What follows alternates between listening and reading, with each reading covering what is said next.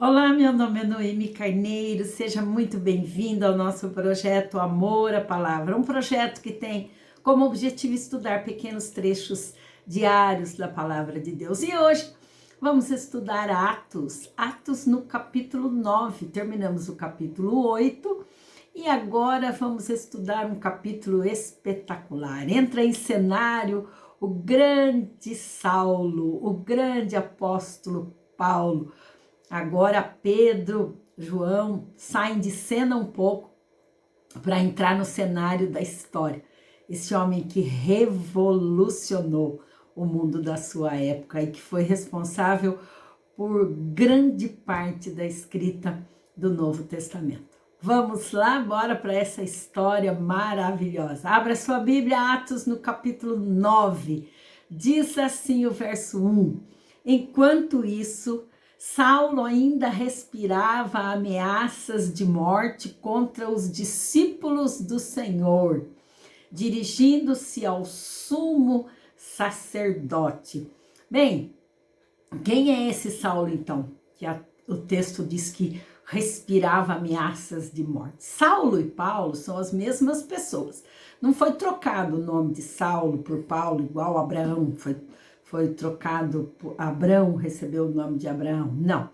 Em Israel era Saulo e Paulo em idiomas diferentes. Paulo é um nome grego, no território de Israel era Saulo.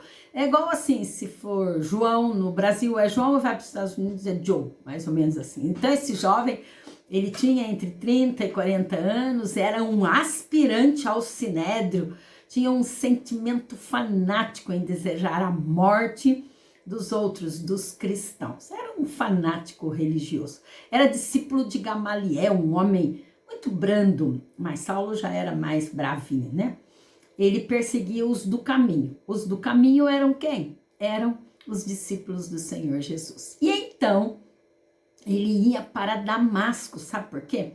Porque ali em Damasco tinha uma forte comunidade judaica. Então, Saulo ainda estava com essa gana, né, de matar os cristãos, de prender os cristãos, os discípulos, e ele tinha como objetivo defender a fé judaica, dessa nova seita messiânica supostamente, né, perigosa. Então, os cristãos foram chamados assim, os do caminho. Então, o próprio Jesus tinha usado essa designação, né? E o termo discípulo significa ser um seguidor, um imitador, aquele que tem um mestre que quer segui-lo, de quem se tira grandes exemplos. E era atrás dessa gente que Saulo está. O verso 2 diz que ele pediu-lhe cartas para as sinagogas de Damasco, de maneira que, caso encontrasse ali homens ou mulheres que pertencessem ao caminho, a esses discípulos, pudesse levá-los presos para Jerusalém. Essas cartas eram documentos que autorizavam Saulo a prender os cristãos lá em Damasco, né, em outro país, cerca de 225 quilômetros, mais ou menos a nordeste de Jerusalém. Imagina, ele ia para um outro país para buscar os cristãos ali, porque sabia que ali tinha essa forte comunidade. Nesse momento, a igreja, essa nova igreja, né, era um empreendimento, digamos assim, majoritariamente judaico. Sinagoga, os cristãos de origem judaica, eles frequentavam essas sinagogas, né? E então, como nós já dissemos, as sinagogas de Damasco, elas eram grandes, né? E Saulo planejou, então, levar os seguidores de Jesus que tinham fugido para Damasco, né? De Damasco para Jerusalém, e apresentá-los ao Sinédrio, buscá-los lá e trazer ao Sinédrio. Isso significava provavelmente que esses cristãos poderia ser dado a eles até a pena da morte, pena de morte. Os do caminho, então, era uma designação, como a gente já falou. Verso 3 diz assim: em sua viagem, quando se aproximava de Damasco, de repente brilhou ao seu redor uma luz vinda do céu, e ele caiu por terra e ouviu uma voz que lhe dizia: Saulo, Saulo, por que você me persegue? Quando estava chegando, então, essa luz, um relâmpago, um estrondo, né? Os que que estavam com Paulo não ouviram nada, ouviram apenas o barulho. E então, verso 5 diz, Saulo perguntou, quem és tu, Senhor? E ele respondeu, eu sou Jesus, a quem você persegue. Saulo pensava que estava seguindo os cristãos, mas não, ele estava perseguindo o Senhor Jesus. Interessante, ele tinha tanto conhecimento, mas ele não conhecia a voz de Deus.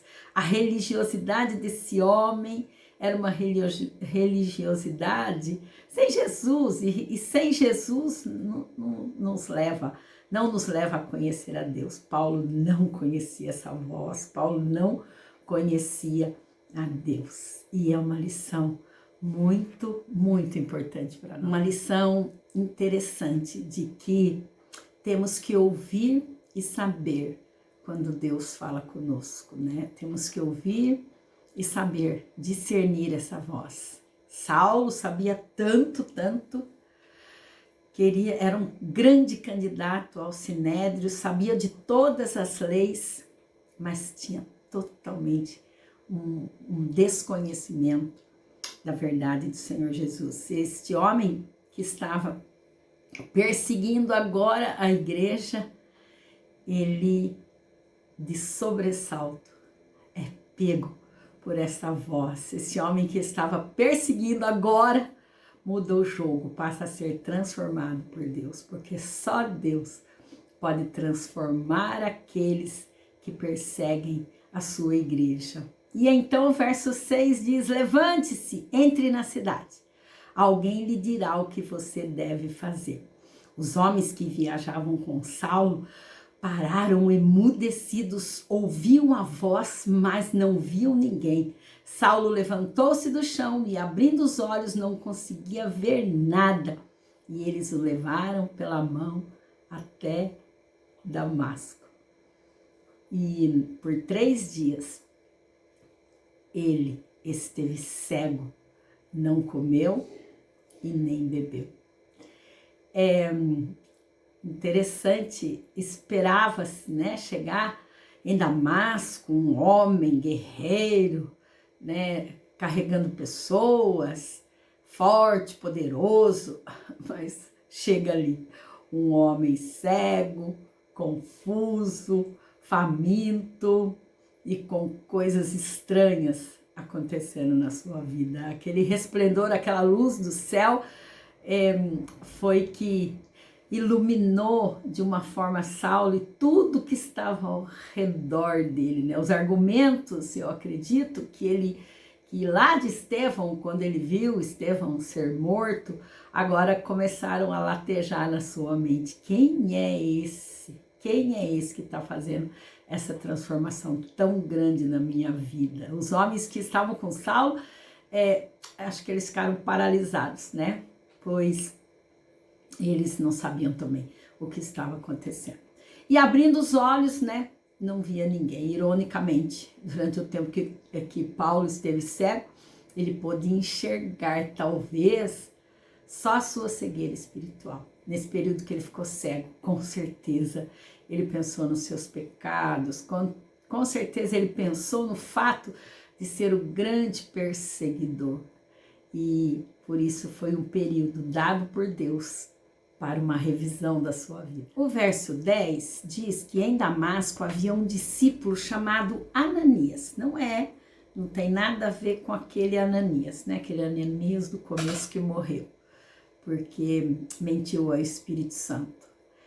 Esse Ananias era um servo de Deus. O Senhor o chamou numa visão. Ananias! E ele disse, eis-me aqui, Senhor. Respondeu ele. Veja a diferença, Saulo não sabia quem era o Senhor, mas Ananias tinha vida com Deus e sabia discernir. Então, Deus nos chamou um apóstolo, chamou um leigo, um discípulo chamado Ananias, que estava pronto e disponível para ser usado por Deus. Ele não sabia que Deus o enviaria a Saulo, né? O homem que perseguia os cristãos. Mas, verso 11, o Senhor lhe disse, vá à casa de Judas, na rua chamada Direita, e pergunte por um homem de Tarso, chamado Saulo. Ele está orando. nessa antiga cidade de Damasco, a rua direita fica nas fronteiras entre a cidade de Damasco e outras cidades da região. Então o verso 12 diz: numa visão, viu um homem chamado Ananias chegar e impor-lhe as mãos para que voltasse a ver. Agora o apóstolo Paulo tem essa visão. Verso 13, respondeu Ananias: Senhor, eu tenho ouvido muita coisa a respeito desse homem, de todo o mal que ele tem feito aos seus santos em Jerusalém. Como se ele fizesse assim: Senhor, tem certeza que o senhor quer que a gente ajude esse homem? Esse homem é doido, ele está matando crente por todo lado. Quantos males, né, tem feito aos seus santos em Jerusalém? Então, ele se manifesta dessa forma. E o verso 14, ele chegou aqui com autorização dos chefes dos sacerdotes para prender todos os que invocam o teu nome. Olha o diálogo desse homem com Deus, né? Ele fala daquilo que ele sabe que está acontecendo. Abre o coração para Deus em oração. Mas o verso 15 diz: mas o Senhor disse a Ananias: vá, Ananias, este homem é um instrumento escolhido para levar o meu nome perante os gentios e seus reis e perante o povo de Israel. Eu mostrarei a ele o quanto deve sofrer pelo meu nome, quanto ele deve padecer. E nós já vemos aqui que o perseguidor agora vai ser perseguido, né? Padecer foi um verbo aqui na vida de Paulo, na sua teologia, um homem sofredor. Ele usou esse tema para demonstrar aqui a autenticidade da sua pregação.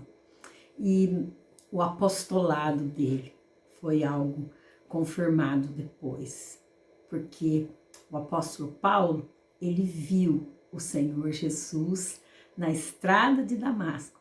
Por isso, ele estava apto para a escola do apostolado.